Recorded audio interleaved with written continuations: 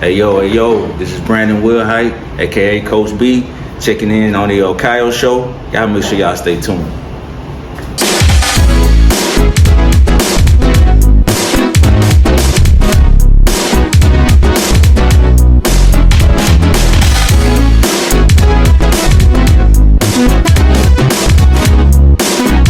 Yo, what's up? Welcome back to the Hilkiah Show, where everyone deserves to be seen, loved, and heard. I am your host, Hilkiah. And alongside me, I have my co-host, Kaiden. Host? No, co-host. Okay, host, Kaiden. Yeah. Oh, before we even get into everything that's going on, I got to check in with you first, mentally. How you doing? Okay. Yeah, I'm doing okay. Man. Not good, not great, but okay. Why is that? Life is difficult. Life is difficult, challenging, filled with problems, but nonetheless you have to persevere and overcome. And it's crazy that you said it, because sometimes I tend to ask myself, as young men, especially as young black men, why, when we feel these ways, we never have nobody to run to help us mentor through any of these problems that we're going through. And my thing is to you, Kaiden, have you ever had a stable father figure in your life to help you go through those things and go through the motions of what you're going through? Unfortunately, no, not by choice, but by death. So I haven't had that father figure around. Yeah. And part of that means, as a kid, you either have to conform to the environment that you're in. Yeah. And so you look up to other people and idolize those other people in hopes that those people that you idolize are good people.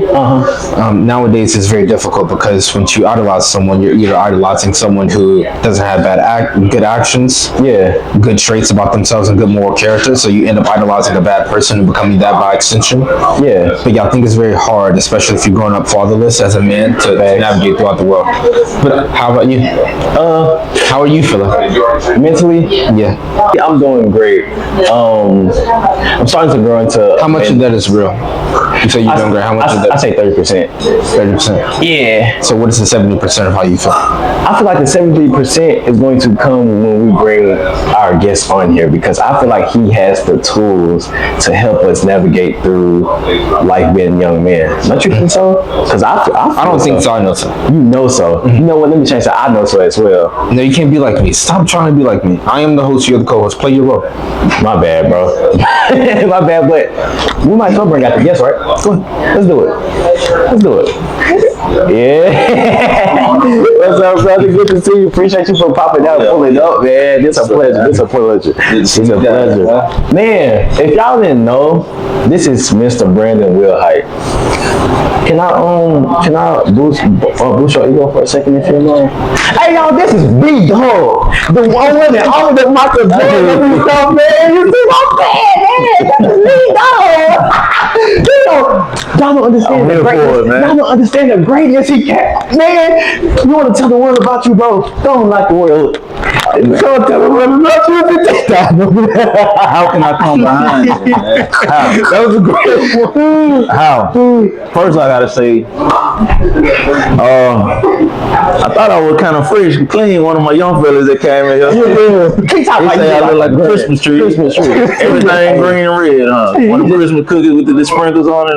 Hey, bro. It's all good, Man, y'all didn't know this, a local legend, man. And having him here, I know he is going to drop gems and also advice that can help young men navigate through life, even if you don't have a father figure. But with that being said, B-Dub, man, come on now. We ain't even out here, bro. We finna call it B-Dub. So where did the nickname B-Dub come from? That's my whole thing. First of all, to know that name, you gotta be the name you research. You know, it's a name that was given to me by my 7th grade basketball coach. His name was Mr. Coach Chisley, Michael Chisley. Shout out to you, Coach. Shout out.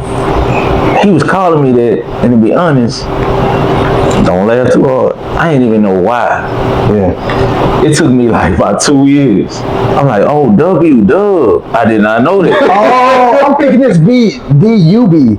It is, but he shortened the W, the dub. You know what I'm saying? Brandon Will. Yes. Nah, I feel like a complete. See, I didn't know that either. I had never heard it. Nah, that's crazy. He beat up. I'm like, why is he? That's crazy. And then I'm like, oh, the W. Mm-hmm. But yeah, I felt slow, man.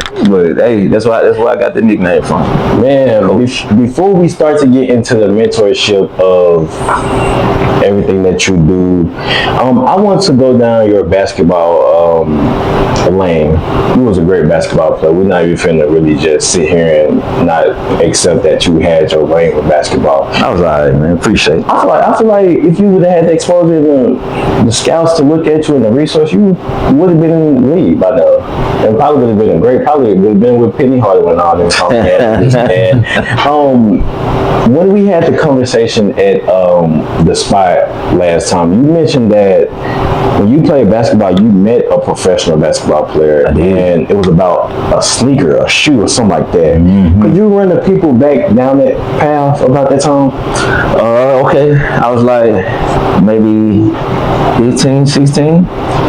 Coach Foster, rest in peace. He's legendary coach, AAU coach, coaching in the neighborhoods and stuff. But he coached at Johnson Rick on Burgeon Lane. Mm-hmm. So I was on his AAU team. Man, we had an all-star squad, man. Somebody good from every school. Carroll, Nelville, Washita, Wiseman, every school. So we made it to the top 16. Yeah. And we those games were played in Orlando, Florida. So we go down there.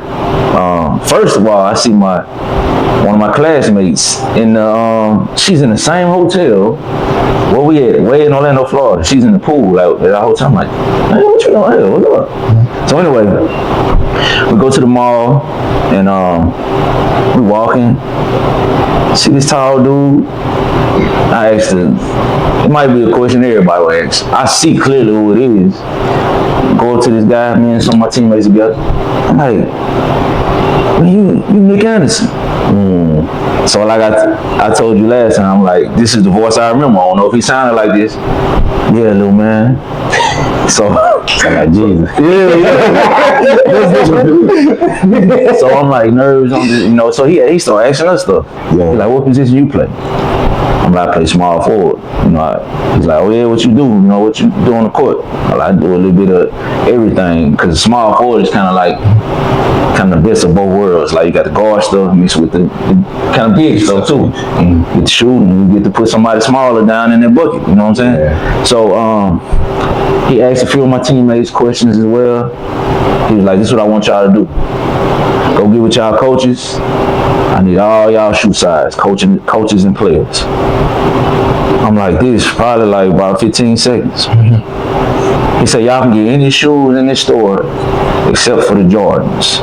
As I told you before, I didn't. That sponsorship deal. Yeah, I didn't know why he said that, but we couldn't get no Jordans. So we all got shoes. He autographed them. Man, that's one of the most special days of my childhood, man. I know that you want to see potential or purpose in all these young athletes and also these other young men, but it came a point in your life where you didn't see purpose and potential in most of them, even if you wanted to. How was it as a man accepting that and also navigating through that to give them advice to tell them, like, man, it's hard to tell them, but man, I got to. Yeah, you gotta tell them. And at the same time, you're looking at where they at. Yeah. And you're looking at their work ethic too. Mm-hmm. Because, like, first, you know, especially the age they are, let's say a younger player, he kind of behind some of his peers. Yeah. Who am I to tell him he can't make it? You know what I'm saying? So if he put the proper work in, work harder than those guys that's better than him, ain't no telling what can happen. Yeah. But at the same time, I'm looking at his other skill sets. I'm getting to know him beyond basketball. Yeah. To see, man, you know, introduce him to some other things while we even working on basketball. Yeah. Letting him know what his gifts are. Because we might think it's this right here. Yeah. But we got several gifts and talents, man. Just need to be brought to the light and somebody to help bring it out. So that'd be my advice, man. Just keep going. And how you feel about everything? One of the things one of the feelings that I get around you is that you are a protector. You protect, you bring out the potential inside of other people. And I wonder, is that intentional? Because when I'm around you, I feel safe. I feel as if this person has my back. I feel as if I were to go do something in the streets that I'm not supposed to do, you're going to be that father figure, for lack of better words, to tell me, no, don't do that. Absolutely, man. That's one of the things that motivates me, especially with the youth. I love for them, like I was just telling him, I love points, not just the youth though. Friend I might meet, lady, somebody I'm dating.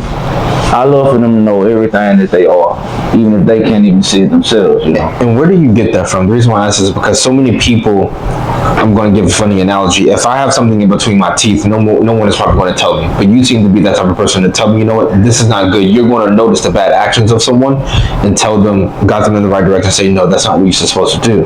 But why is it that you are that type of person to do that whenever everybody else, they really don't care to see the progress of black men or black women or people in general? So why specifically you have that trait in you? Where did that come from?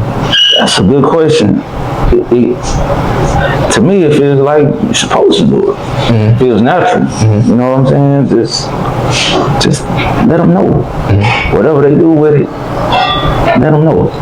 So they won't, go through this world, go through life not knowing what another person sees in them. So that'd be my motivation.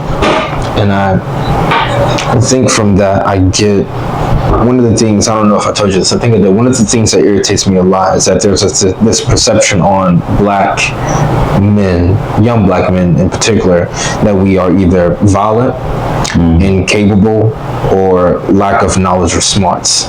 And so all of these stereotypes that we're categorized under, I hate it because whenever I look out into the world and I see certain men or certain young black men act in a way that aids that stereotype, it upsets me. It upsets me to know that this young black man who is intelligent is going around with his pants sagging, or going around with a gun on his hip, or going around listening to loud rap music with the windows down and the car is smelling like something that it's not supposed to.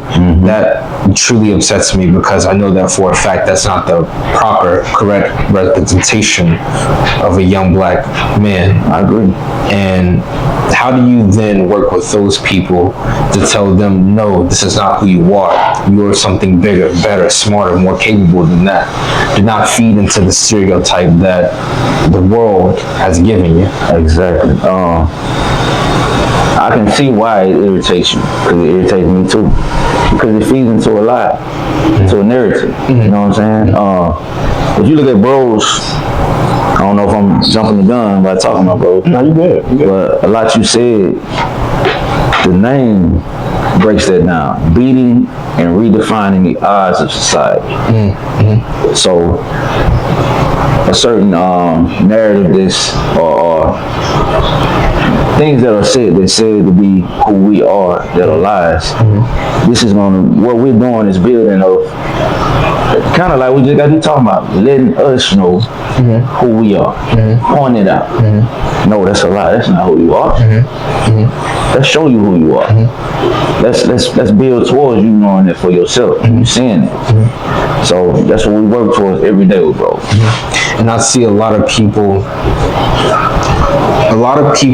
do not want the help.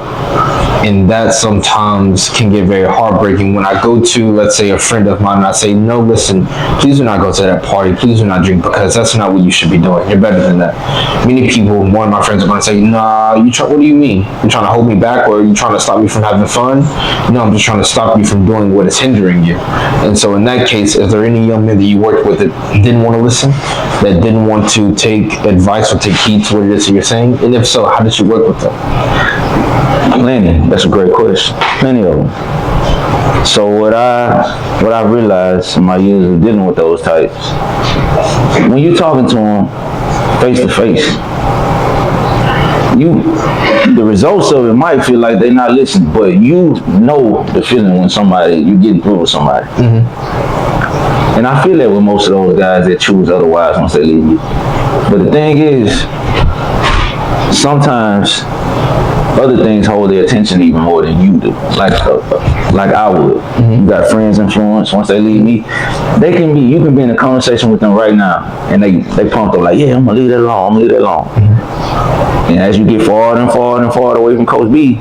Hello, everybody. I'm John Jeter, proud owner of Enoch's A Cafe, located at 504 B.R.O.S, directly behind Enoch's Pub. Here at the cafe, we serve all kinds of different beverages, smoothies, milkshakes, teas, loaded sodas, and of course, coffee. We also serve a wide variety of food, including wraps, breakfast burritos, New Mexico style breakfast burrito being the big one, and more to come. We also serve baked goods by Good Measure Baking. So come in and see us. We are pet friendly, wheelchair accessible. We have a textbook, legal book library, a kids area, nice patio outside.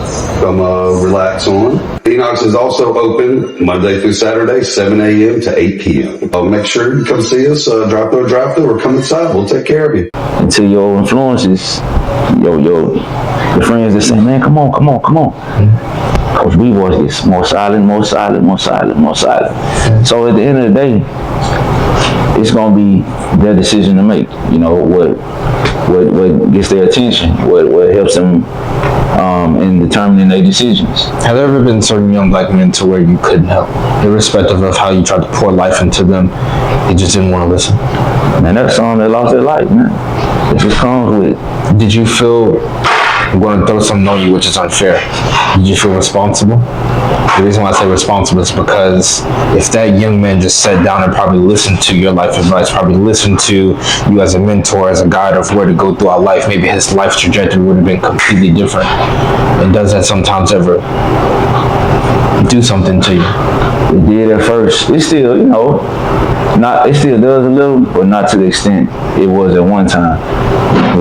It used to, man, make me lose sleep a lot, many nights, until, during this interview, God gonna be mentioning a lot, I'm just telling y'all. But, God gave me a message like, it's not your job to save not a soul. It's my job. That's God. All your job is to do is to provide a path. Make it loud, be consistent with it, be obedient to me, and it's their choice to make. They just have to know it's there for them to take. I'm gonna do the rest. So that helped me a lot. People don't know that you was an artist. You have I'm gonna just throw that in. You have an unreleased track out there in the world. I think it's published on YouTube, if I'm not mistaken. Which one? It's a couple of them, but which one? About the school. You remember the school? Which Waffle House was that, by the way? You made it in Waffle House. I need to go to that Waffle House and say, like, they made the star. That's Monument. I mean, that's Monument.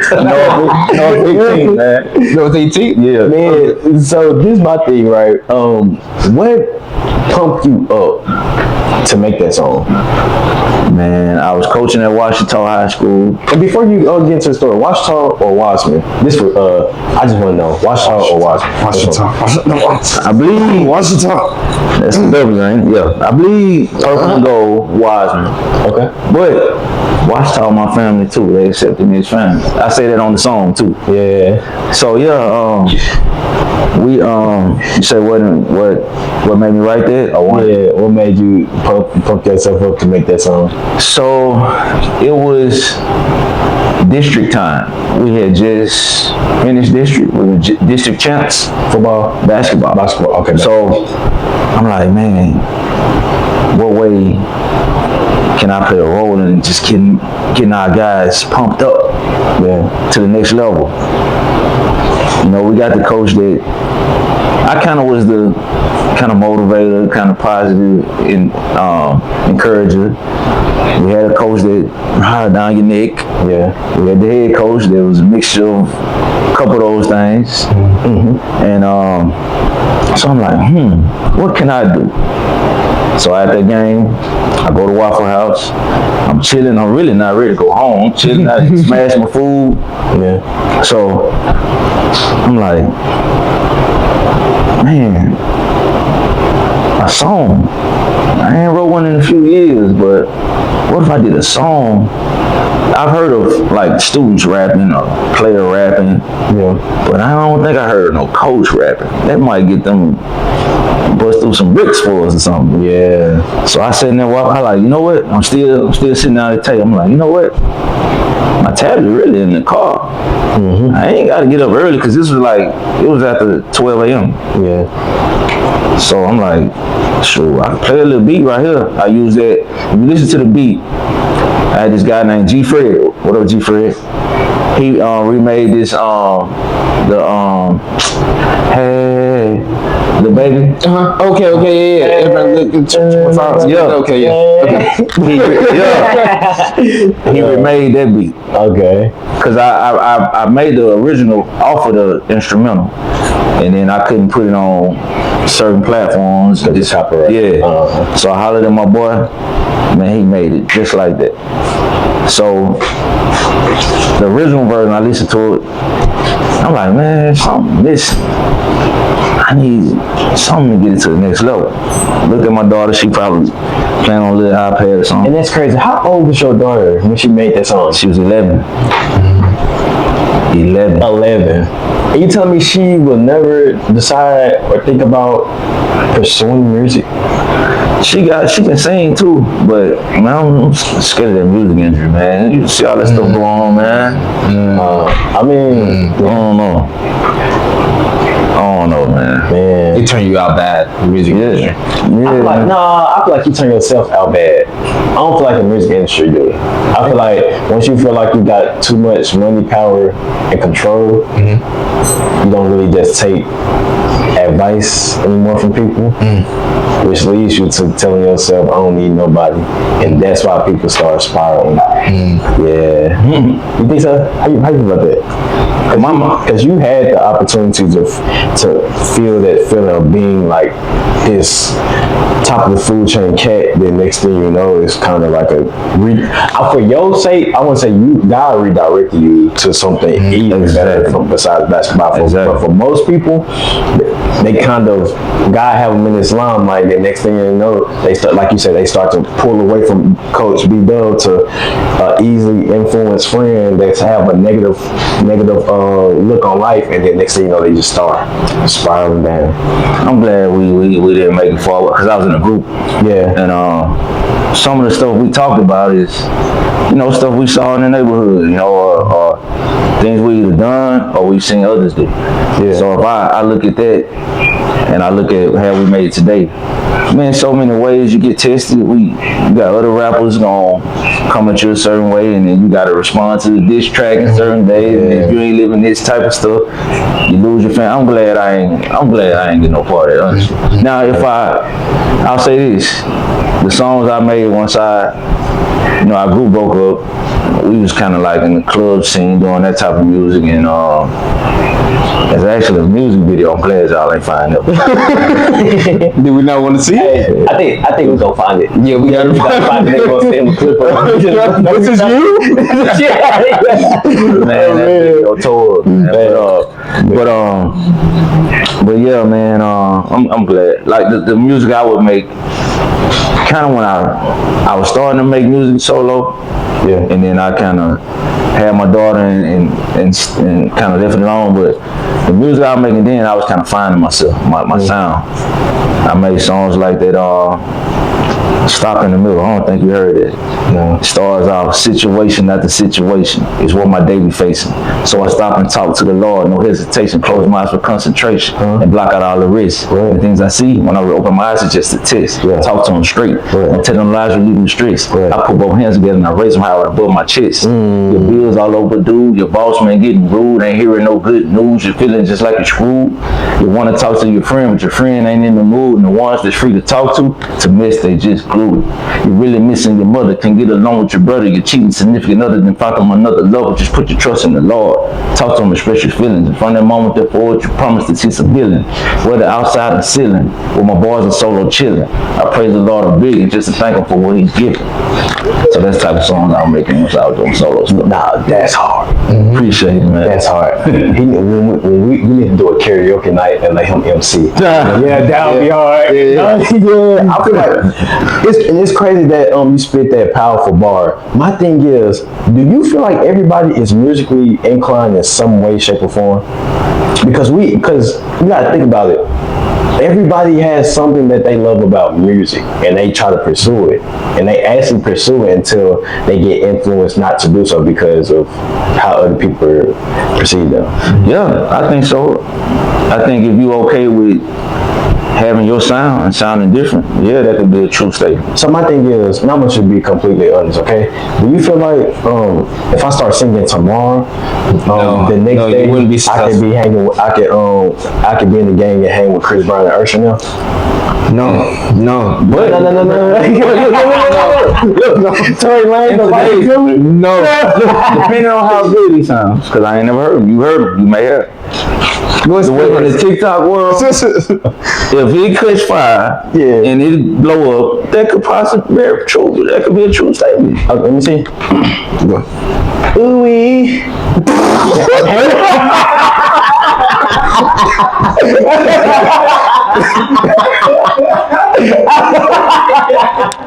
Yeah, man, boy. No, I ain't doing it again. I'm good. That one, the warm up, that was the real thing? Yeah, that was the real thing. I can't hang with him. I feel like I can hang with him though. I'm trying to see who you can hang with that. What's most singers like kind of? I can't hang with Phil Change. I said, Akon? What is his name? Jermaine Dupri? Somebody use auto-tune. Who use auto-tune? T-Pain. He don't use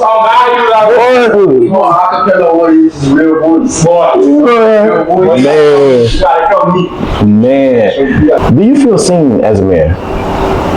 I do. The kids let me know, man. Do you think the kids feel seen? Yes. Yes, and heard. Because I think that's the most important, be heard. Why? Because sometimes we could, the older, elders and stuff like that can be like, we did this way. When the world evolves. So we have to listen to their side and see how they view it too, to come to some common ground to even get things to a better times, One of the things I see a lot is the older generation belittles the younger generation's problems, their struggles, their pains, because I always hear this a lot, which is, man, you don't know what I had to go through. You don't know what I had to go through. Growing up, this stuff that y'all doing is easy. Y'all got phones, y'all got all this entertainment, it's easy. And so it's typically easy to belittle the young kids' experiences, their pains, their problems, the things that they probably going through at school, or that bully that won't leave them alone. And when they go to their parents, when they go to this person or this person that they idolize, they immediately belittle their problems, their struggles, and their pain. What do you think that does to a young man? It makes them lose trust and having a voice. It makes them feel like their problems are small, and what the elder person doesn't understand is, those things may have been a certain way, but these young kids, they come with their share of challenges as well, and it's not to be like overlooked or ours was bigger or theirs bigger. It just is what it is. Do you think that ever happened to you, to where people, whether it be peers or elders, disregarded your struggle, your pain, or your problems, you came to them and said, man, I'm going through this, and they belittled it, perhaps said that it wasn't nothing? I can't remember one like right off the top, but I'm sure I've experienced it, or even watch somebody else and be like, dang, that's the way that elder is, that's the advice they give me, that kid. I've done that. I was fairly quiet, so I kind of dealt with stuff kind of internally, or kind of watching others and learn from that type of thing. Was that good or bad? To learn internally and not vocalize it? Because I tend to think, and this is why I asked the question, I tend to think now more than ever, kids are holding things in. The pain that they're going through, or the problems or the struggles, they hold it all in and don't tell anyone about it. and that leads to suppression of feelings and emotions, but it also can lead to other things like violence, lead to other things like coping mechanisms, whether it be gang activities or drugs or anything that isn't necessarily good for their life. They entertain that because they don't necessarily have that support system back at home to just vent to or vocalize how I feel about certain things. I think with me, what helped me a lot was. Hello, everybody. I'm John Jeter, proud owner of Ep.8 Cafe, located at 504 B.R.O.S, directly behind Enoch's Pub. Here at the cafe, we serve all kinds of different beverages, smoothies, milkshakes, teas, loaded sodas, and of course, coffee. We also serve a wide variety of food, including wraps, breakfast burritos, the Mexico-style breakfast burrito being the big one, and more to come. We also serve baked goods by Good Measure Baking. So come in and see us. We are pet friendly, wheelchair accessible. We have a textbook, legal book library, a kids area, nice patio outside. Come relax on. Enoch's is also open Monday through Saturday, 7 a.m. to 8 p.m. Make sure you come see us, drive through, or come inside. We'll take care of you. I had some basketball. I had two forms of it. I had the open gym. I mean, not the open gym, the gym where it's just me, the ball, and the sound of the Knicks. That became therapeutic for me. Then I also had the team aspect, creating a brotherhood, bonding with coaches that I trust. I was kind of quiet off the court, but when I'm on the court, I was like a different beast. I score a bucket, I'm get the scream, release, D up, talking them, you know what I'm saying? You getting vocal, so I got to get out of my nature, my quiet, reserved nature, and I was different on the court. What is the dangerous thing for a man who doesn't have that therapeutic effect? When you go to the gym, you hear the net, you hear the swishes, you hear the sound of the buckets that you make, that's therapy for you. But what is it like for a kid not to have that therapy around? What do you think that then leads to or results to when they don't have that therapy, when they can't go to the court? They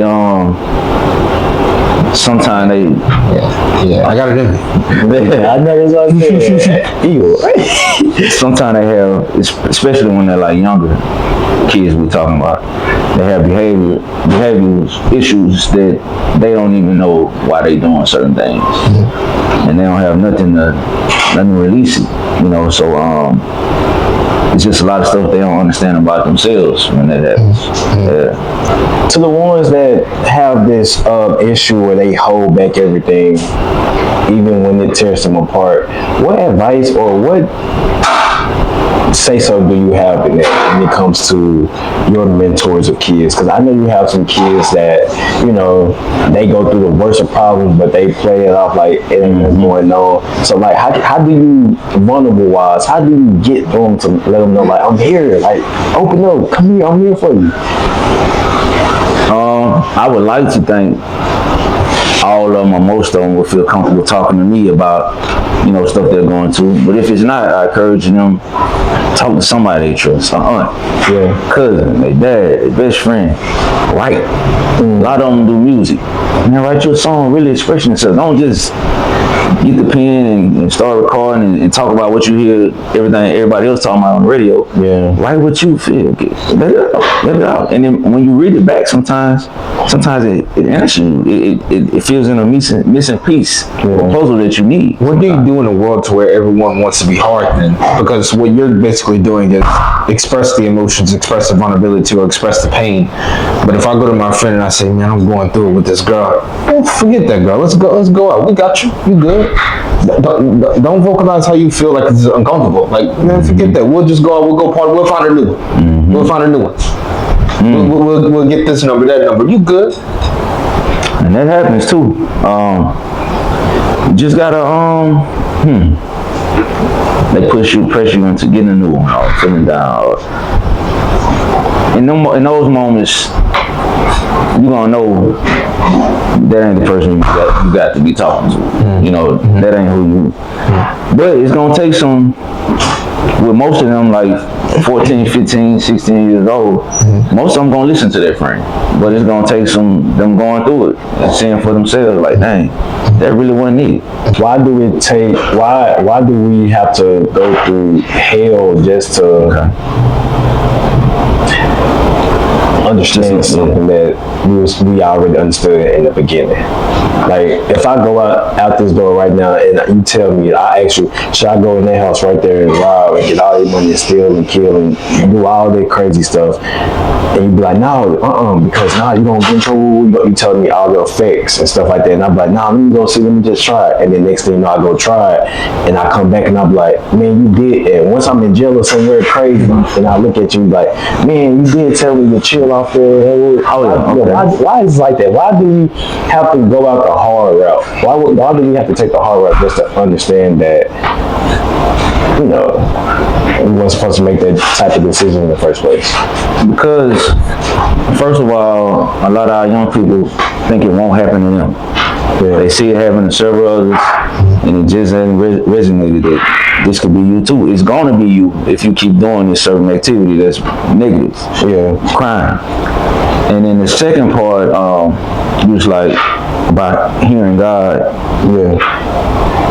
You gotta build a relationship with God. Mm-hmm. I relate this to God. Okay. I had a wise man tell me. He says it's two dogs live within us.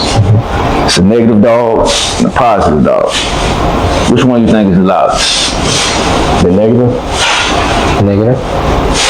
It's the one you feed the most. Think about it. I know who told you that. Me. I'm smart. I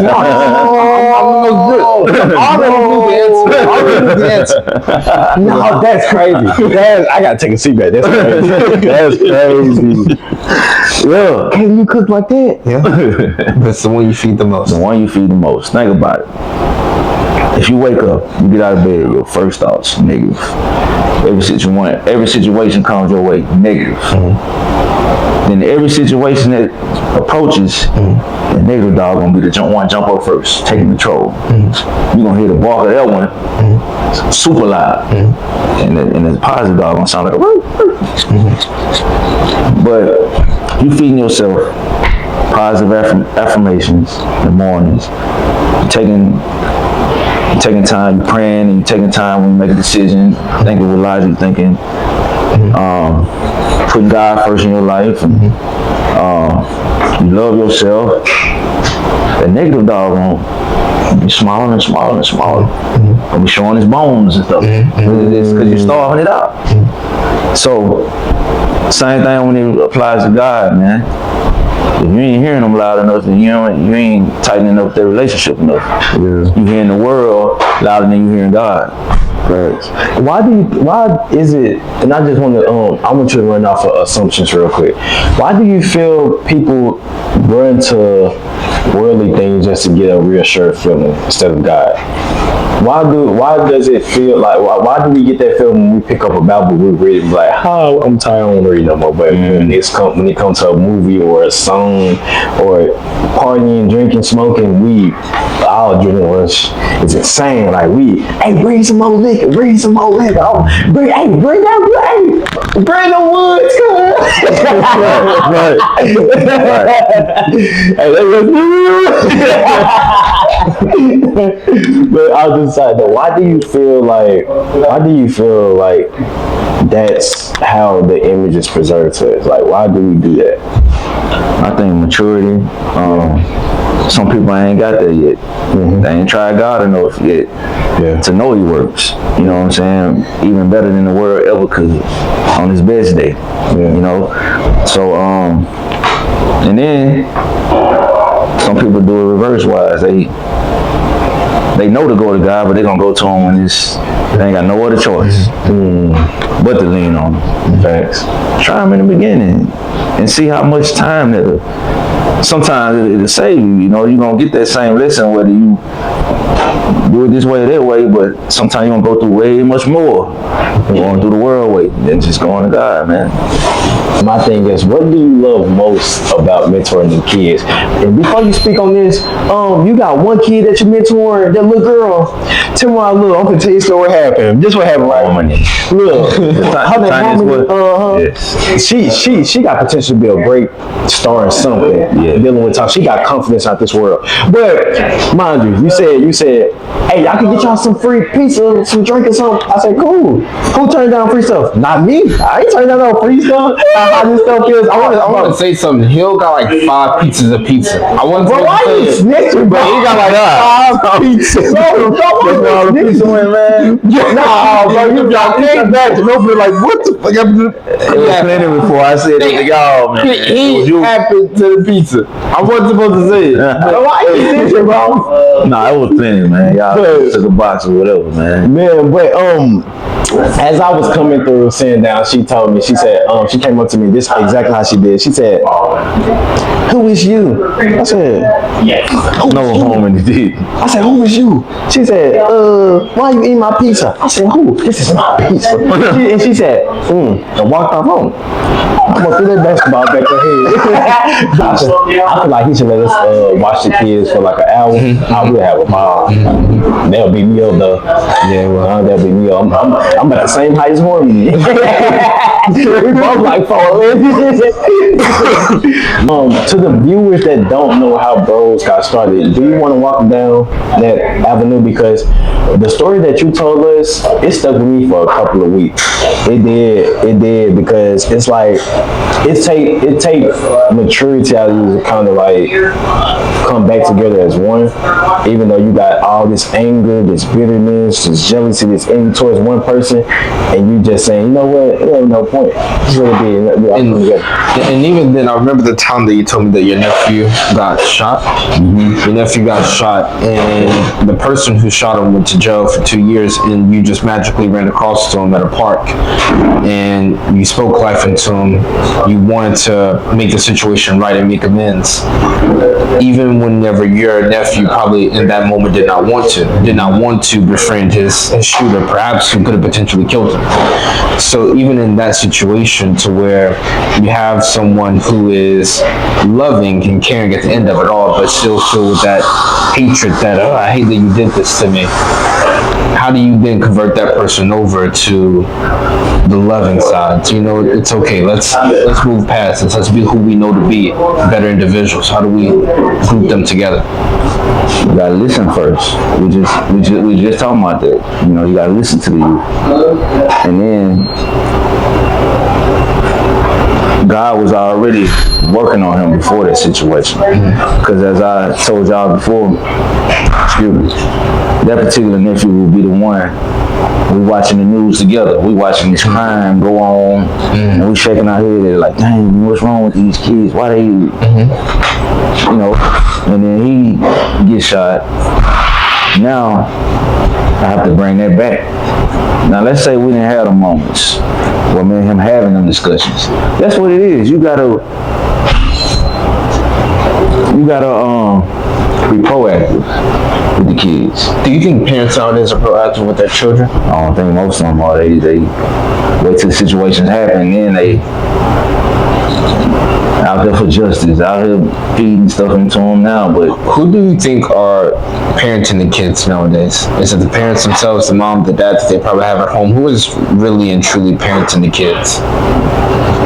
It's probably parenting at probably a low percentage, but they learning other stuff from social media and their phones all day. And if they ain't into their phones like that, lunch shift at school, they learning what the other kids, the toxic things other kids learn, and they teaching it to them. I have a question, and this is personal, because I struggle with this myself. At the age of 16, I'm not going to say it in all the ways that I know to say it, but I caused my mom a lot of trouble at school. It was this bully. He used to want to bully me, and I used to just want to run away from him. Like, you know, I'm okay. I don't want to fight. Don't want to fight you. Nowadays, when I say that I don't want to fight, when I say that I don't want any trouble, or when I say that I don't want to bother you in any way, that is seen as, oh, you're scared. Oh, you're a coward. And then when I go to my friends and tell them the story of me not wanting to fight, they tell me the same thing. You're a coward. You're scared. Well, you better get out there and fight. You better get out there and do what you need to do. And then if I do it, it now leads to a gun because people can't take whoopings anymore. People can't take whoopings anymore. People can't do what typically you should do. If you have a problem with someone, you fight that person and then you shake hands as men and walk the other way. Now it's screen recording. Now you're recording. Now people can't post on social media the fights, and now you can't take the hurt behind it. Now you got to get a gun. Now you got to show this person a vengeance in the form of physical violence and taking their lives. And so you're considered as cool if you do that. You're considered as cool if you do that to the kids nowadays. If I go to my friend and tell me I just bought this new gun, oh, what kind? They promote it. If I go the other route and say I don't want to do that, I'm now considered lame. I'm lame.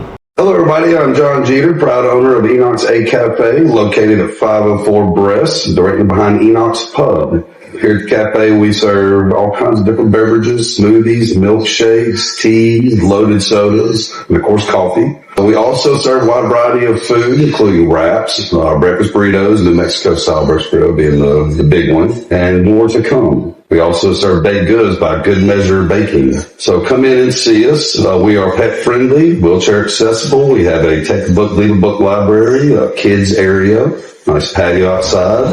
Come relax on. Enoch's is also open Monday through Saturday, 7 a.m. to 8 p.m. Make sure you come see us, drive through, or come inside. We'll take care of you. Boy, you lame.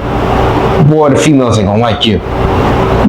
So now you're promoting the exact opposite, and you're now promoting the violence, you're promoting the fighting, you're promoting all these other things because you don't want to be lame. You don't want to be that weird guy. You don't want to be that nerd. You don't want to educate yourself and read the books. Because my friends, they said, no, nerds do that. We're going out to party. What do you do in that situation as a kid whenever the good path seems now to be the lamest path to take, and whenever the most dangerous path seems to be the coolest? First of all, it starts with parenting, man. You gotta have your kids knowing who they are, having a strong mind, confidence. You know, because all our kids, like peer pressure, is not going anywhere. The stuff you just got to talking about, fighting, social media, it's so bad these days. Every school got a fight page on IG. You ever seen that before? Yeah. You can go to fight page. You can go to that have like, say for example, y'all seen it? Yeah, it's like a bar stool page. It's like a sports page and a fight page. Huh? Carol, I done seen Nels. I done seen West Washington. I done seen fight page. The kids show it to me. I'm like, man, they really got a fight page. Every fight they go on at the school, if somebody recorded, I don't know who be administering it, being over it, but they get put on the fight page. So think about that, man. We already talking about peer pressure. We already talking about how the kids feel played. Now, every school can go and look at, I'm gonna use Neville's fight page, and they can see you get beat up. And now you feel played again. You also saying all the laughs, all the comments, like all the people saying, "Oh, you got did bad." Oh, I roll him. Oh, he laughing too. Now I gotta roll him too. Peer pressure, all that. You feel what I'm saying? Yeah. He under there with the laughing emojis, and he tagged some more people under there. I thought he was cool. Yeah. Sucks, man. Do you think there's a solution to that, to the violence, to the fights, to all of the things that are cool, but in reality the most dangerous path to either in jail or worse, death? Yeah, it's always have the courage to still say no. It's just this day and age, they gotta say more. They gotta say no to a lot more than what we had to when I was coming up. You know, peer pressure when you had what's the little dog or something? The Daredevil? Daredevil? Yeah. Daredevil? Is it? Was it the dog? Huh? Courage. Yeah. Courage the dog. Red with the red letters there on the. Y'all remember that? He know. Dare. Oh yeah, the little dare thing. They just talk about that. I thought that was like a drug program. Like, don't. Well, say no too, but that was part. You know. Okay. You know, back when I was coming up, peer pressure was like, you might have a guy or two that probably smokes something like that. You say no, that time you ain't gotta worry about that no more. He know you ain't on it. Or you might, you know what I'm saying, young on some sex stuff. Nah, I'm cool, I ain't on that. But it's constant with the kids of today. They have to continuously say no. They open their phone, something pop up trying to. It's nobody in their ear, but it's something in their face. Yeah. So they have to say no to what their eyes see, to what their ears see, even more, and what's around them. The TV saying more that they got to say no to. The songs are saying no, more that they got to say no to. It's just constant. You got to know who you are. You got to be strong. You got to stand on it, like they say. Be firm. Be firm. Yeah. So I have a man that gives me knowledge, and every time we meet, he brings it up, and you are very familiar with this man, and also the quote that I always tend to say, and it's young men war, old men counsel, meaning young men go out in the world and try to figure out their life and build a foundation for themselves, while old men sit back and just give advice to the young men that's maneuvering through those different avenues that they once was in. How you feel about that? So young men war, meaning they go out, they're having basically certain battles and stuff with stuff. They're trying to build themselves. So they go out, they try to get the career, they try to get the financial freedom, they try to get all of these things that are in the process. Once again, they learn, they fail, they make mistakes, war. Whereas the older man already been through that. He's been through all the cycles of life that the young man is trying to get to. So now that the old man has all these experiences, he impart that wisdom upon the young generation. So old man counsel, young men go to war. It's almost something similar to what you're doing, to where you're now imparting wisdom upon youth, because you've lived through all the cycles that probably the youth is going through, and you're imparting that wisdom coming full circle. So that's what he's saying. All right, appreciate y'all breaking that down. Hey, brother. I'm the best. Three-way. Yeah. So, I got a little ass in here. So I've had my chance to kind of get on the older people. Not get on, but point some stuff out about them. Now it's time, to point out the stuff that the young people can do better. Not treating them just like the old person is just talking. You know what I'm saying? For those very reasons y'all just said. They've been there. They've done that. They experienced stuff. They trying to save you from that bumpy road they went down. Trying to get you to get on that smooth path, because they see where you finna go. Yeah. So just stop, taking it like it's a scratch record, repeating record, and go ahead. I'm so sorry. I'm going to switch the tempo massively. You ready? Your father, rest his soul, beautiful, bright soul. I would give him the labels, but I want you to give him that. He was a radio host. What else? Radio. It was all things. He was all things. Club DJ. He was a MC. He was a show host. I hate to stop you, but I think your daddy passed down that MC stuff to you. I don't know why you don't want to step into your purpose go route. You probably be the wave that switch right back over to what it needs to be. Because right now I got it on how I should. He like that. But what I mean by MC, that's what they call it in the blues scene. Yeah. Like he basically hosts the show, or he bring the artists out and he basically talking over the music. That's what they call the MC. And he ain't never do no rap or nothing like that, or no music or nothing. He just get the crowd going. But right a little while, like a few years before he passed, this guy named Big Show. He's a Southern soul DJ. He was at a show. He's like, from now on, this is gonna be his name, the Godfather of Blues. I seen my dad smile when we left. He said, man, that name, he loved that name. So the Godfather of Blues, that was a name he really appreciated, man. Cause they call him that. Big Show was taught by my dad. DJ Mike's that y'all hear on the radio, he was taught by my dad. He used to come and tote my dad records to the club and learn from my dad, sit on my dad's shoulder. Wow. My dad taught him, and he'll tell you that. Several DJs, man, all of the ones that are in the blues music were taught by my dad. The reason why I bring him up is because, as I said, I didn't have a father figure, not by choice, it was by force. God took him. And so one of the things I tend to think is, with my father figure being gone, I now need to focus on who do I learn from, who can impart that wisdom within me for me to then have this life to where I don't have to necessarily go through the violence or the fighting or the things that aren't really good. And so for you, did your father figure ever impart that wisdom while he was here upon you to then further yourself and further even teaching the youth, imparting some of the wisdom that your father gave you and now imparting that to the youth? Did you?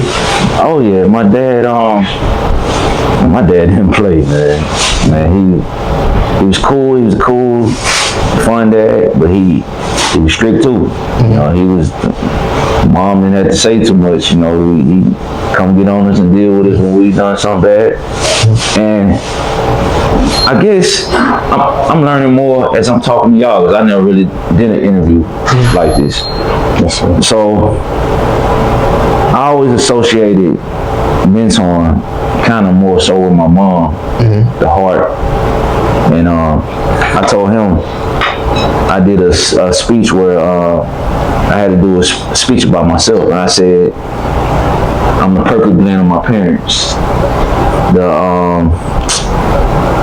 I said the biggest heart in the world mixed with the biggest personality in the world. That makes me. But youth with my dad, I just said it. He taught all them guys up under him. That's doing big things with it too. And I ain't never think about that to the day. Like, he had an impact on the youth, not in the same way I did, like just the same capacity or the same, for lack of a better word, platform, whatever. He did it in his way. So yeah, man, he did. If I was a fly on the wall at the time that your father passed, what would I would have seen from you? For me, it was difficult seeing that because in real time, I saw my father decay. He was a big, strong, healthy man, and I saw him just shrink down to me, skinny, bony, and that really affected me massively because I didn't know what to do in that situation. I felt hopeless. So I look at people like you and I ask, man, if I was a fly on the wall, coming from a different experience, coming from your age, coming from the wisdom that your father already imparted inside of you and in you, if I was a fly on the wall, what would that look like when you was watching your dad undergo that cancer? Well, my dad was the strongest person I know. He dealt with different forms of cancer. Prostate, he had cancer on one kidney. They take that one out because they didn't want the cancer to spread to other organs. They took the whole thing out. When they, a year later, they see 2 tumors on his other kidney. So we go in the back to surgery. The doctor comes out, the surgeon comes out. Hey, there was 2 tumors at first, but when we go to do the surgery, it was 10. So we just took that one out. They told us after they did that. So he lived with no kidneys for like several years, like maybe 8, 9, something like that or more. And he still was on the radio. Some days sometimes he'll just be getting out the hospital, and he'll go up there to his fans, to the radio. So he was the strongest guy I know. Now, if you're talking about the day he passed, that's a kind of I ain't gonna say weird, but God was all over that moment. I actually had a dream before my dad passed. My dad passed July 3rd, 2024. I had a dream that Saturday that he passed away. The Saturday before he passed, I had a dream before. I had a dream. So in the dream, he passed. I'm crying and crying and crying and crying until I can't help myself. Then I wake up. I'm like, man, thank God that was just a dream, man. And my mom like, all right, I ain't finna tell none of my siblings about this. But I told one of my friend girls about it so she can attest that we really had that conversation. And I was like, you know what, I'm gonna spend some time with him, you know. That Sunday we went out to eat to Granny's Buffet. That was his favorite restaurant. He'd go there several times a week, sitting there for hours, you know, socializing, eating. Man, I got some videos on my TikTok and Facebook, man. That man plate used to be massive. You know, I told him one time, like, Dad, you know there's a buffet, right? Man, fruit hanging on this. Hello, everybody. I'm John Jeter, proud owner of B.R.O.S Cafe, located at 504 B.R.O.S, directly behind B.R.O.S Pub. Here at the cafe, we serve all kinds of different beverages, smoothies, milkshakes, teas, loaded sodas, and of course, coffee. We also serve a wide variety of food, including wraps, breakfast burritos, New Mexico style breakfast burrito being the big one, and more to come. We also serve baked goods by Good Measure Baking. So come in and see us. We are pet friendly, wheelchair accessible. We have a textbook, legal book library, a kids area, nice patio outside.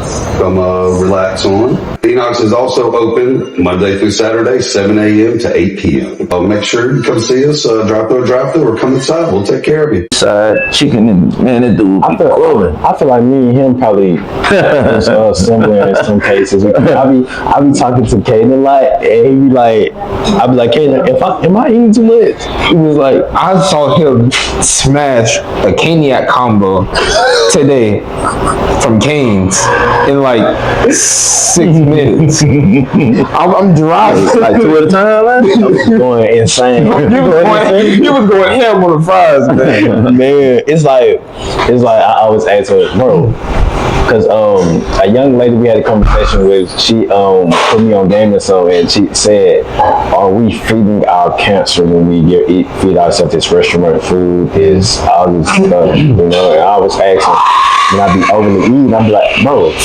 do you feel like I'm feeding my cancer? That's how you know he stole 5 pizzas. I'm not lying about that. He ate. That's what I told myself, I gotta chill. But you having a dad, you having a dad that's a big personality, people love them and things of that nature. Did that ever make you feel some type of way, in a good way, when it came to your dad? Yeah, I was just talking about this yesterday. So when I meet somebody like his age, they look at me like they know me from somewhere. Yeah, there's a lady today. I'm like, you know, PPW. She's like, yes.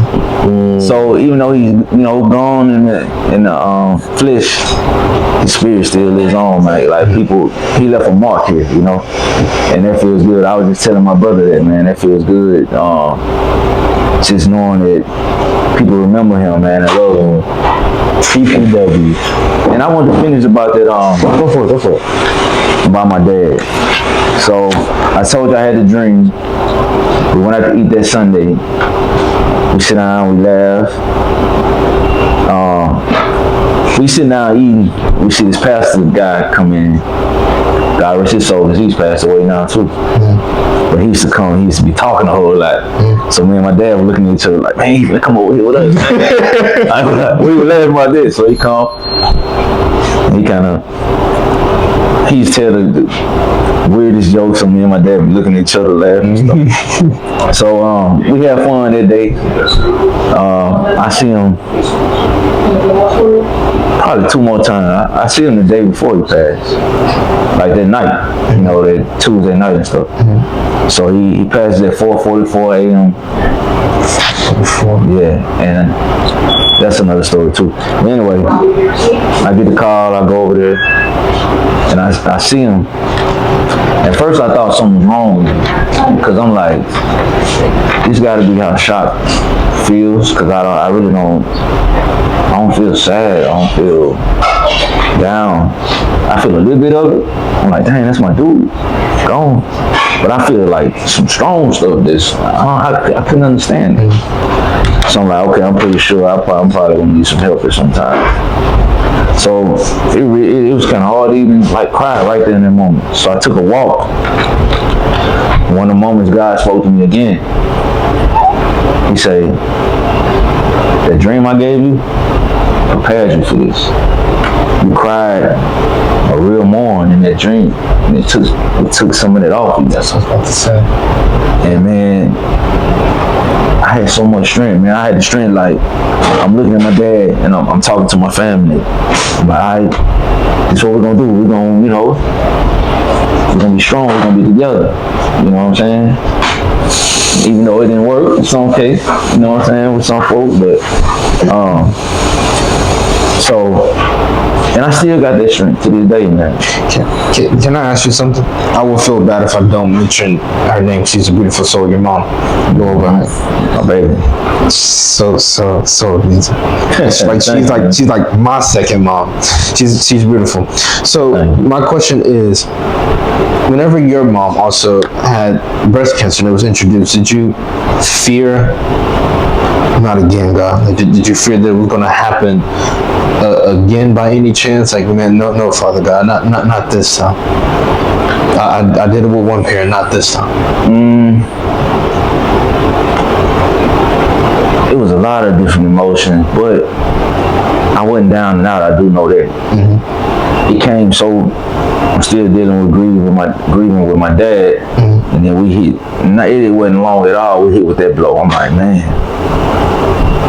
But what helped me was, first of all, the strength that I gained through my dad's situation that God provided for me, and then seeing my mom's strength, man. I ain't see her down and out. I ain't see her just looking like helpless or hopeless or nah. She was full of life the whole process, man. Do you think that was intentional? Do you think she tried to be the light for you guys, therefore you don't feel bad or feel down or feel like you have to worry about her? Do you think that was intentional, the fact that she still showed up in that light? I think so. And I also don't want to take away from her faith too. So I think being strong was a part of her motivation, and her leaving it in God's hand was, the majority of it.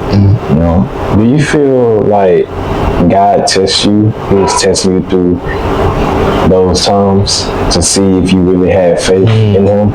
Yeah. Sharpening it up. And you think you passed? Oh yeah. Iron sharpen iron, huh? Yes. Man. And that's why He granted you B.R.O.S, because He was just testing you from the situation with your nephew to your father falling in line, and to your mothers, and until you meet these young beautiful souls right here, it brought it all on one accord. And I realized that one thing that God gonna always make sure we understand together as people is that we are here to serve Him for others.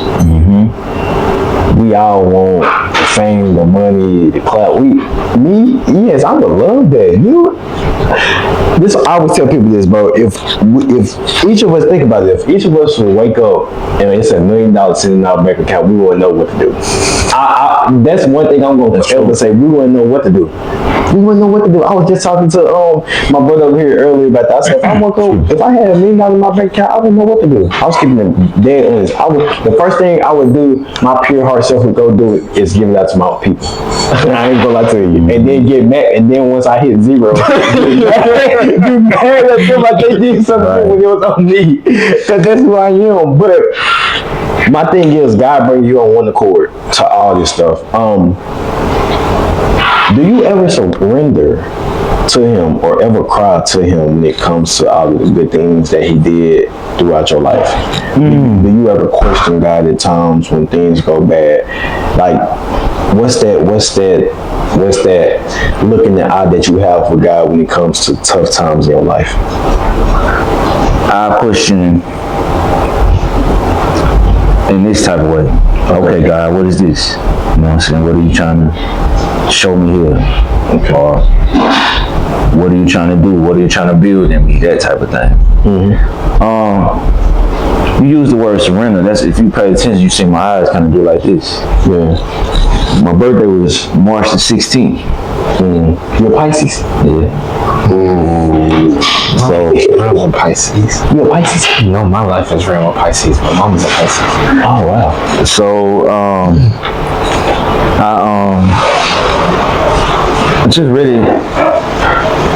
I had been ready to deepen that relationship with God even more. So I brought my birthday in, 12 a.m. praying, like just praying. And then the end of it, got in the shower, last 30 minutes, I said, man, I said from 11:30 all the way to the, 12 a.m. the next day, 17th. I prayed, like just surrendering.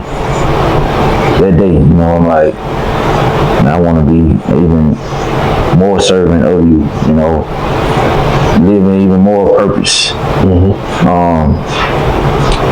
Just do more work for you, and that's what I did. So that's why when you said surrender, I'm like, dang, he did that much research? Yeah. He in my mind? No, but it's like I have this this young lady. She helped me through tough times in my life to help me get back close and also back on the path to God. And I consider this young lady saving my life. She always know that. I already told her that. She'll go days telling me, no, it was God, it was God. I'm like, yeah, I know it's God, but he used you as his loyal servant to come into my life and be obedient enough to help me get back on that path and stuff like that. And she will always tell me, and to this day, she'll always tell me, when you pray to God, make sure you surrender, make sure you worship. And I always tell her, man, in my mind, I'm like, I don't want to do that, but what I'm thinking, like going to an altar or breaking down in my room, crying and stuff of that nature. And I start to dial back and I start to understand that, okay, here, you already surrendered and worship to God. You just didn't know that you was doing it. Went through a tough time in my life. A year, 11 months ago, I was going through a dark depression. Talk about identity switches left and right, personality changes left and right. Like I was on the verge of committing suicide. I'm not even gonna lie to y'all. I was.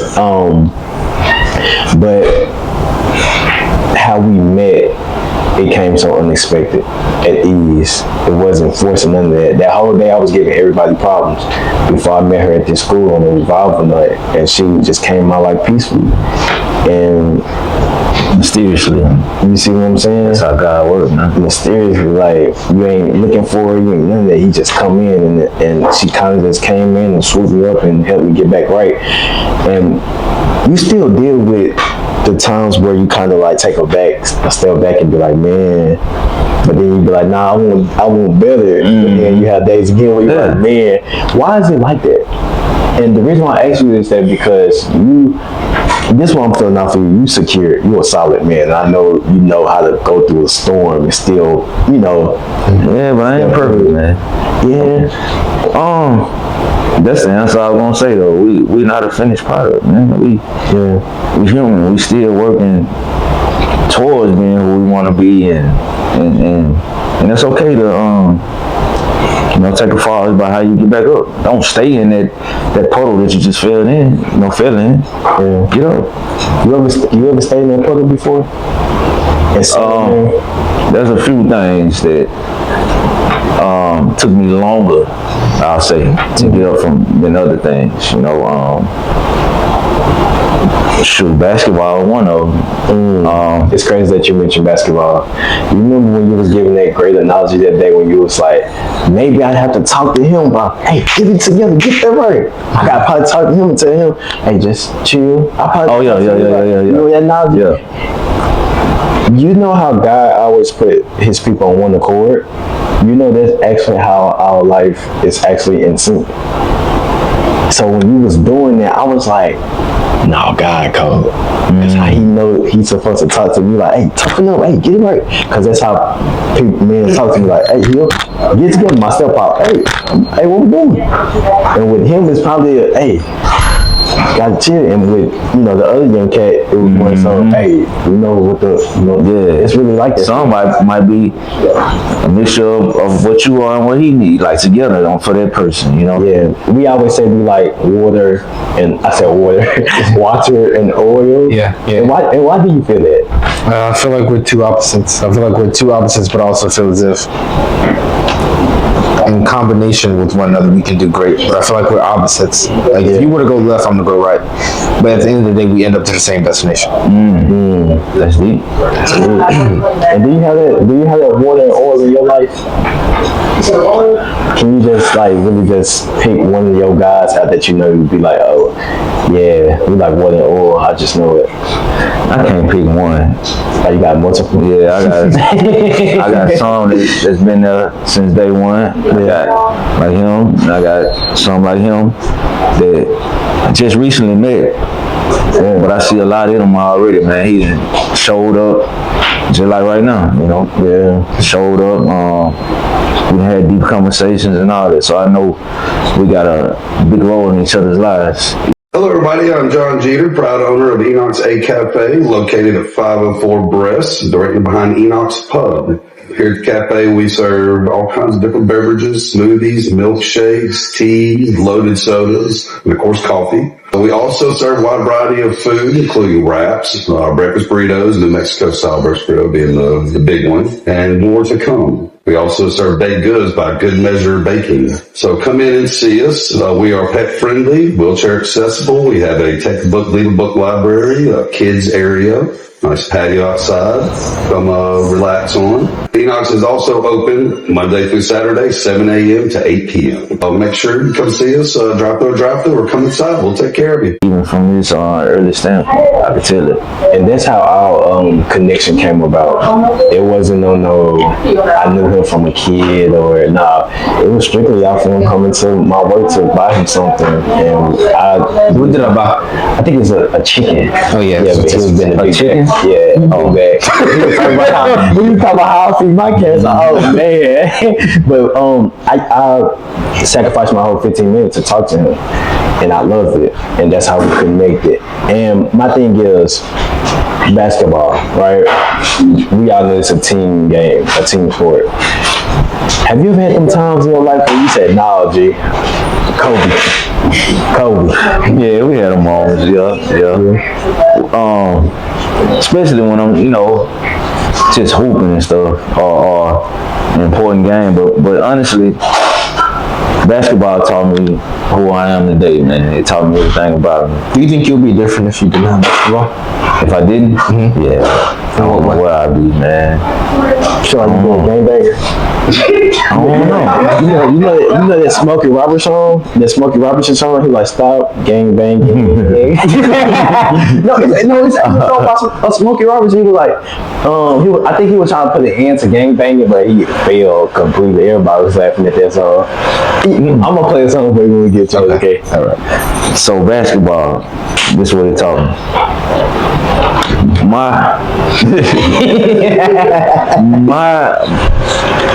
My biggest gift in basketball is passion. So even in high school, I averaged close to 20, but coaches were still like, they wanted me to shoot it every time. I get chewed out sometimes. Shoot it. I couldn't even make myself do it because I got more out of boom. I'm gonna get him a layup because when I want him to come down and bust his tail on the defensive end or dive on the floor, he gonna do that for me because I gave a person that don't normally get the score, I gave him an opportunity to score. So he gonna bust through a wall for me as a captain of the team, So I made him feel a part of it. So as I got to thinking about who I am outside of basketball, and those questions you asked, one of y'all asked earlier about we was asking about the youth, and we was talking about pointing out who they are. I always loved that. Bring out the best in people, even when I play basketball. You know, I can go score 30, but I never wanted to do that, even when I could. So that taught me that I was, you know, unselfish, sometimes to a fault. Yeah. But that taught me who I was. Brandon, I have a question. When I look at your life, passing the ball, although you can score 30, even helping Naya out with figuring out her deals, who she's going to sign to. Stop Naya. Nah, you hit 9 in a row. How that girl? You better keep hooping. You can't beat me though. Next time I play Michael Jordan. I mean, that's how she started hooping the 9, though. That's how she started with the 9. See, they said they weren't better. They said that she wasn't good. I mean, that's what you just did. And I ain't gonna lie, she might whoop you. Yeah, It was 9 in a row. Yes, that's why I said she 9 for your mind. Yeah, that's why 9 for your mind. Oh, Yeah. hey, he just made you an album. But back to what you said, my bro. Oh, one more thing about go see her at Grambling State. She just signed with Grambling. Oh, the JUCO transfer. That's Naya. That's Naya. That was I was showing like in the picture on Instagram, and I was like, oh my god, I would love to have her on my podcast. That's her. That's Naya. She just signed with Grambling. I can't beat her. I can't beat her. Naya, if you're watching this, Naya, I can't beat you, but I will be coming to support you in your offseason. I cannot beat you. No, get him, Naya. I can't beat her. Get him. I can't beat her. She probably like this. She probably like this. I'll probably look at her like So, but you like Martin and Gina. at this point. Yeah. At this point, I'm sure. But what I was saying is that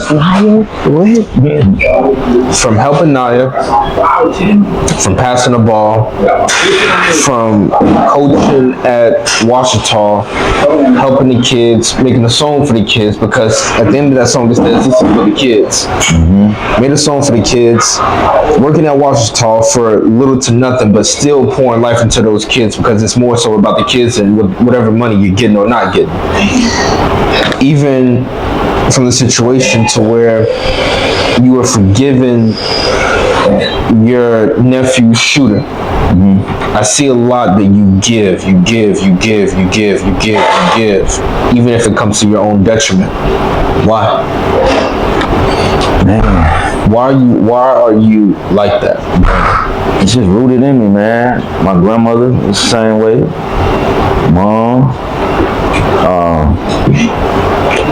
just I don't know, man. Just just not a breathing bone in my body, man. You know, and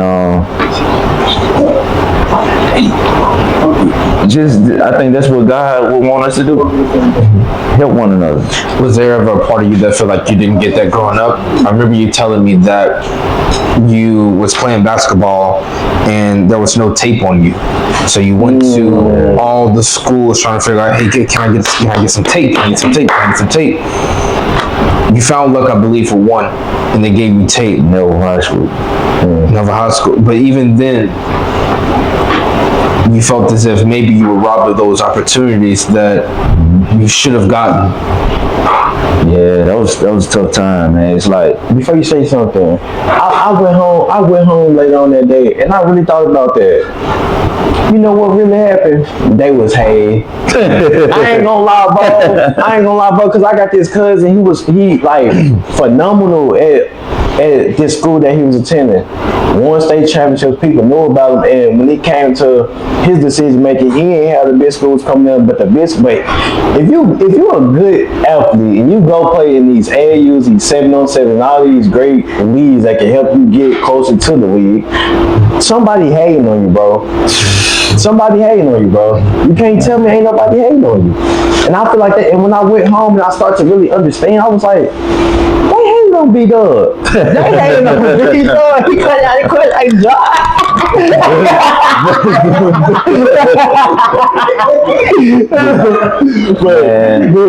but seriously, man, it feel like more than a death, man, when you turning that chapter, turning that page on something that you love so dearly. Since 3rd grade, I locked in with that sport. Probably played it, if not every day, darn near. So it was my best friend. Went to it for a lot of things, stuff going on at the house, going to basketball. I was telling him, I get my little first girlfriend, and or if I get a little crush, I'm shooting free throws. I mean 3. Playing she love me not. If I make 3, that means she love me. I done missed all 3 of them. Oh yeah, she like me for real now. Man, you know what I'm saying? That was all those moments, and I still, to this day, man, go to the basketball. So to close that chapter, like it's for me playing organized, man, it was like more than a deal. Did helping Naya heal wounds? Did it heal wounds? The part of you that didn't get the scholarships, or the part of you that felt neglected because there was no tape, and like, no, I'm not gonna let this happen to you because you're a star, you're something great, you're a beast. I'm not gonna let this happen to you what I did to me. Because I know for a fact, Hayden would never record it now you hear them now. They probably would just sit outside and just watch. People like us, we would be quick to pull out the phone. I probably would have the TV on record. Right.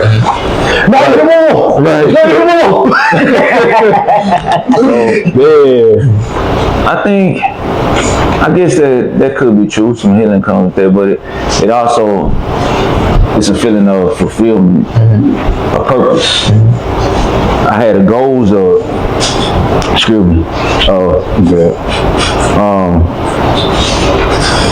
by doing what I do, like I wanted to make sure a kid never feels like I felt. A kid with talent. So I go to a lot of the games. I record a lot of the highlights and stuff, and I put highlight reels together. And I send them off to coaches or contacts that I have. I get on Twitter and I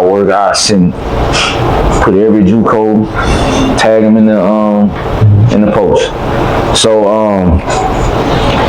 yeah, that's feel like I'm fulfilling my dream by doing it, you know, helping the generation after mine not feel like I feel. And as young men, we want to tell you, we're proud of you, and you're doing just that, bro. Thank you, man. Man, you are, man. You're doing so wonderful. Appreciate it. Oh, I can't not shake your hand. What, you trying to be better than me? Yeah, I tried to. I tried to be the fucking co-host. Man, my bad, bro. But, all this aside, give us your 5 top players that you ever just mentored. Girls and boys all together too. Because you had some dogs. I know for a fact, Zion Weeks, that was some dog. Man. You playing them little 101 leagues, killing. I was like, oh my God, that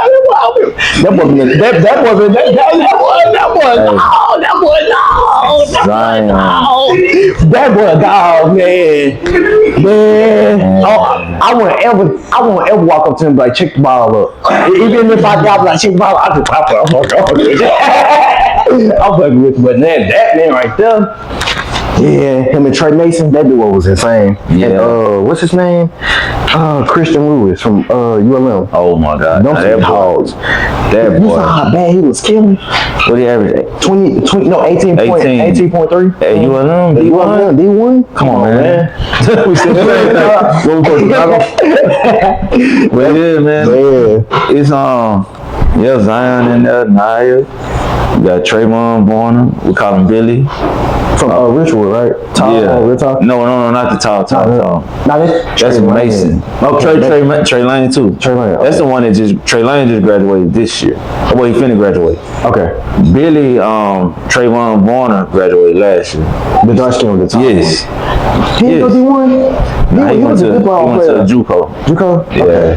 Okay. And I think he just signed the other day with Bozier. Yeah. Okay. So Who this 5? Let's see them 5, baby. is that 5? Who about 5? Yeah, who won at your 5 spot? Who I'm going at the 5? Yeah. Like center or the 5th pick? I know your 5th pick. Who won at your 5? This the NBA draft. Well, this the Monroe draft.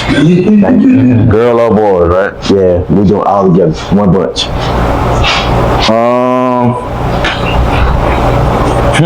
One more. Who else did I do film on?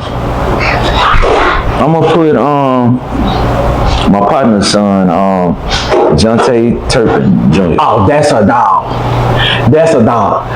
Mr. 41, that's a dog. We was at Wiseman the other day, you remember the other week? And I think they did a senior prank and they had to clean up the school. I thought that was real. I thought they was in real deal trouble. Whole time the girl came, I saw the girl, she was like, nah, we get this senior prank, we just got trouble. J.R. Turpin. I hope nobody give up on that boy. That's a dog. Man. Don't let that baby face. Don't let that baby face fool you. But you know what? His dad Man. was the same way. Dad looked just like him when he was in high school. Yeah. We graduated the same year. His dad led the area in assists. Junior kind of got that assist factor to his game. Yeah. Plus he can drop like 41, like you said. Yeah. Left-handed, sweet jumper. Man. So yeah, man, that kid's something serious, man. I love when I see that, man. Somebody I played against, you know, I see their son or their daughter got the same kind of gift. I shout out to Lil London that played for Wiseman. She just won a championship. Yeah. Brandon Lander's daughter. He used to play quarterback for Grambling and stuff. And he played basketball for Carroll. He was a standout, but just seeing his daughter who I just love to see it. Hello, everybody. I'm John Jeter, proud owner of Ep.8 Cafe, located at 504 B.R.O.S, directly behind Enoch's Pub. Here at the cafe, we serve all kinds of different beverages, smoothies, milkshakes, teas, loaded sodas, and of course, coffee. We also serve a wide variety of food, including wraps, breakfast burritos, New Mexico style breakfast burrito being the big one, and more to come. We also serve baked goods by Good Measure Baking. So come in and see us. We are pet friendly, wheelchair accessible. We have a textbook, legal book library, a kids area, nice patio outside. Come relax on. Enoch's is also open Monday through Saturday, 7 a.m. to 8 p.m. Make sure you come see us, drive through or come inside. We'll take care of you. It's a lot of hidden talent down here in Louisiana, for real. Yeah. Man. Yeah. But here on the Hilkiah Show, we have a segment called Finish the Sentence. I'm going to go with a statement at you, but the thing is, just finish it, okay? If I could tell every young man in Monroe one thing, it would be... One thing. Know God for yourself. Why? Because that's the source. No matter what you go through, before you go from it, you have to come back to that. And that's where all the answers you need lies. Don't move. I said don't move. Don't move. Stay right there. The Hilkiah hot seat. It's up next. Come on, man.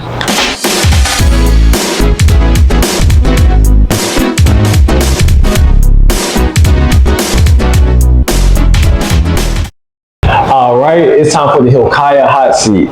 This is where our guest B.R.O. I'm talking about B.R.O. I'm gonna tell you right through my career, Look, it gets real, raw, and unfiltered. I'm about me and my co-host Kaiden me and my host Kaiden about to hit him with 10 true or false statements. But the catch is, B-Dub, you have to be honest. That's how we ask. Simple. Number 1, true or false. It says you can pour into your community every day, but still feel empty when you're alone. True. Do you want to explain why? Because I had good friends tell me that, you know, if you pour everything out that you you have in you, your cup is empty. You know, you don't have anything to give anymore. So you gotta make sure your cup's full. You gotta make sure you have the right people around you. You gotta make sure you're doing for yourself as well. So yeah, you absolutely can. Okay. Being seen as a leader. Oh, your handwriting is horrible, by the way. Just kidding. Being seen as a leader sometimes forces you to hide what you're actually going through. False. Just you don't have to hide it, but you can say it in a way that is relatable, in a way that is teachable. You know, everything can be teachable. So yeah, you don't have to just be like straight directly, I'm going through this. You're gonna see a moment in something that they're going through where your story makes sense for them to hear your story and learn from it. Number 3, true or false? Young men need to feel understand more than they need guidance. Young man needs to feel understood more than they need guidance. I'm say false. Guidance is very, I mean, that's why we see what we see now on the TV or social media. It's misguidance. So I would say the guidance first, and then the understanding will come along with it. What part do you think understanding plays inside of all of this? Do you think if one feels understood, it allows for them to what? Have confidence when they're understood. They're gonna open up, share things, express things, deep things too. You'll be able to go beyond the surface level with that particular kid or those particular kids. Number 4, you can come from a strong family and still have to unlearn things to become your own man. Of course, every family has its trauma, things they go through. So of course, no family's perfect. Number 5, true or false? Pain will either make you step up as a man or slowly break you if you don't face it. Step up as a man, slowly break you. I guess I'll say false, because we all want to face situations in life. What comes after that is how we take it in, how we view those things, how we allow it to have an effect on us. So that's very important. Like if you're well equipped with prayer and God and His guidance, and you look at everything as a test, and you're gonna have a pretty positive what's the word? Outlook on things that you face. Appreciate it. Number 6, most people only support you once they see you're already doing something successful.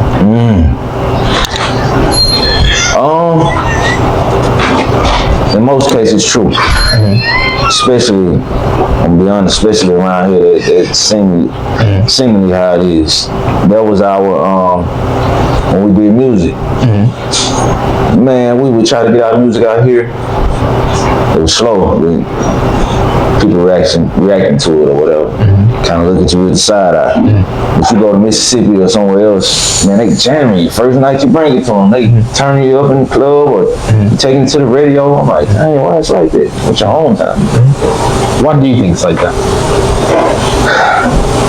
I think it's a sense of we know them or know him, and just want to keep everybody right here together. Okay, same level. Crowds in the bucket. Exactly. Do you ever, and I know this, do you ever feel like you are one of the crowds in the bucket or not? That's a good question. Do I feel like I'm one of the crabs in the bucket?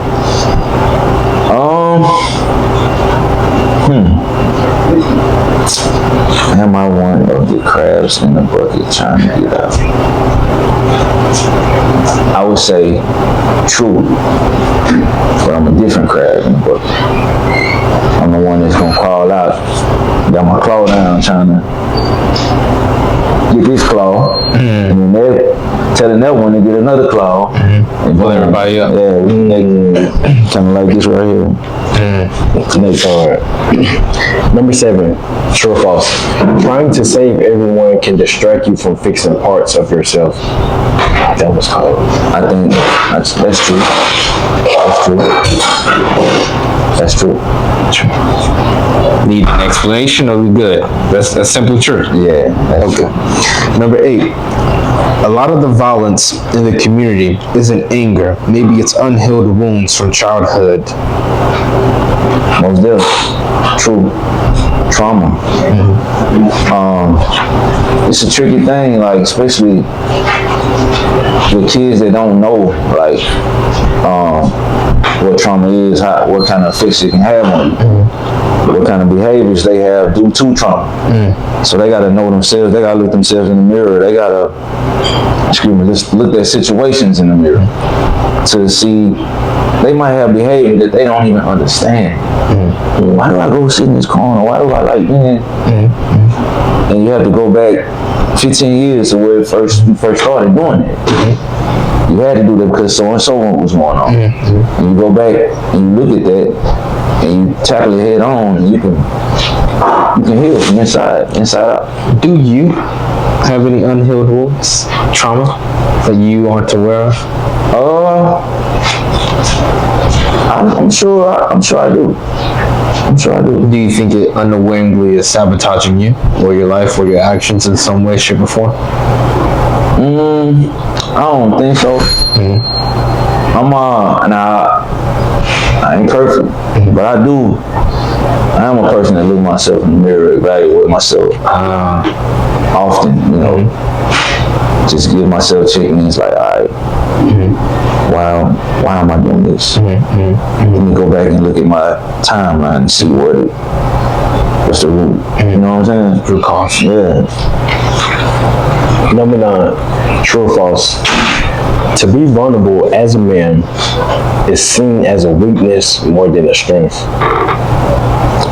That's true. Especially in this day and age, man, it's probably been like that for a man. We can't express certain things. You looked at it as being weak. You made you was talking about if you say no to a fight, or you tell a friend that you don't want to fight this and that, oh, you sorry, oh, you weak, we can't even express that we want to do the right thing. Or they make it hard to. We can express it, you just got to have the right type of people around. And if they telling you something that you know deep down inside your heart and your soul, it's the right thing to do, and they telling you otherwise, and you need to choose from your friends. Move around. Do you think it's harder to choose new friends nowadays? Friends that are good for you. For young kids, do you see that a lot? Yeah. But I do know some kids that are excellent leaders. They like, okay, if y'all on it, all right, I'm strong on what I'm on. I'm gonna go over here. I do know some that are like that, and I like seeing it.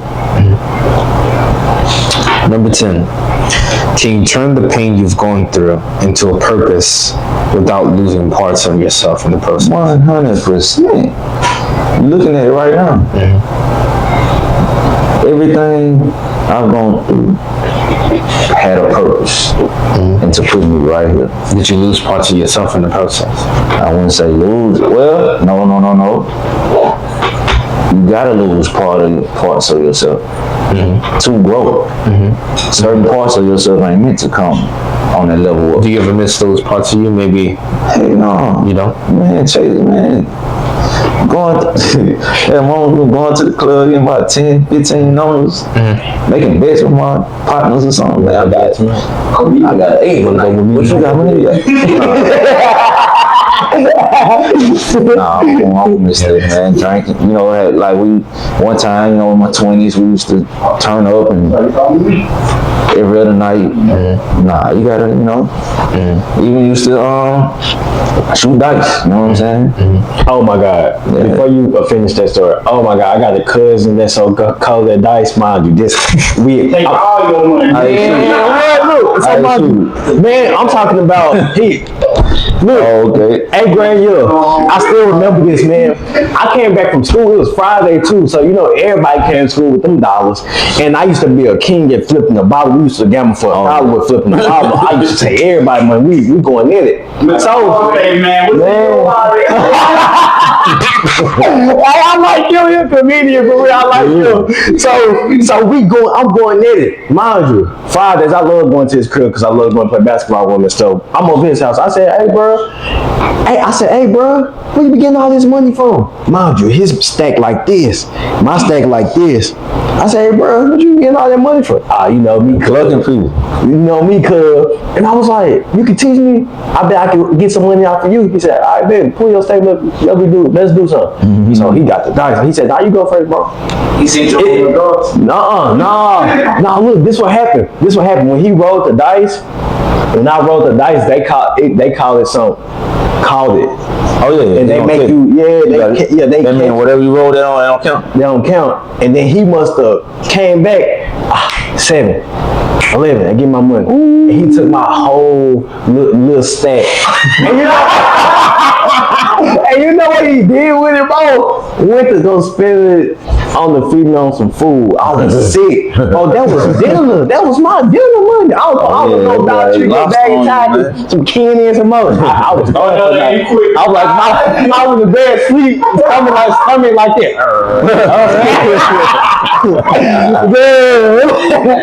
Man. And that's a wrap on the Hilkiah Hot Seat. Big shout out to B.R.O.S for keeping it honest and bringing the energy, man. If you're loving this conversation, make sure you hit the like button, drop a comment, and share the Hilkiah Show with someone who needs to hear this. We'll be back in a moment.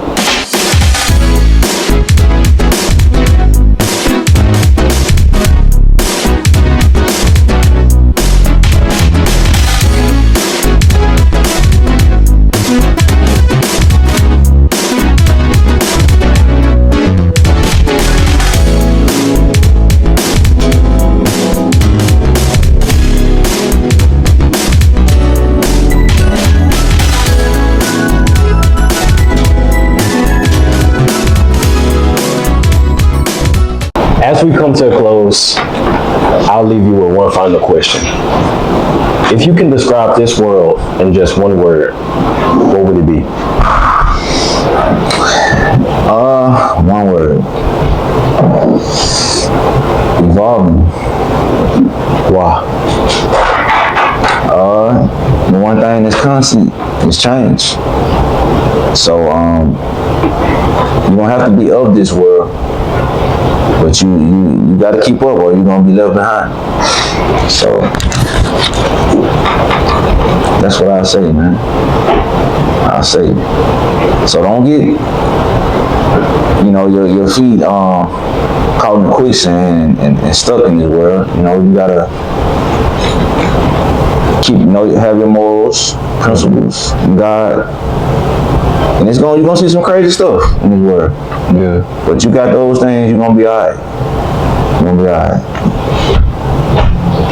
Thank you so much. Appreciate y'all, man. Not for only joining us, but sharing your story. And we know it's more, so hopefully we get you to come back on here. Of course, anytime. Man, but to everyone that's watching or listening, thanks for tuning in. But listen, don't forget to like, comment, subscribe, and stay connected for more inspiring conversations. Remember, no matter who you are, where you are, or what you're going through, you deserve to be seen, loved, and heard. Until next time. 2 mics went dead because of him. Okay.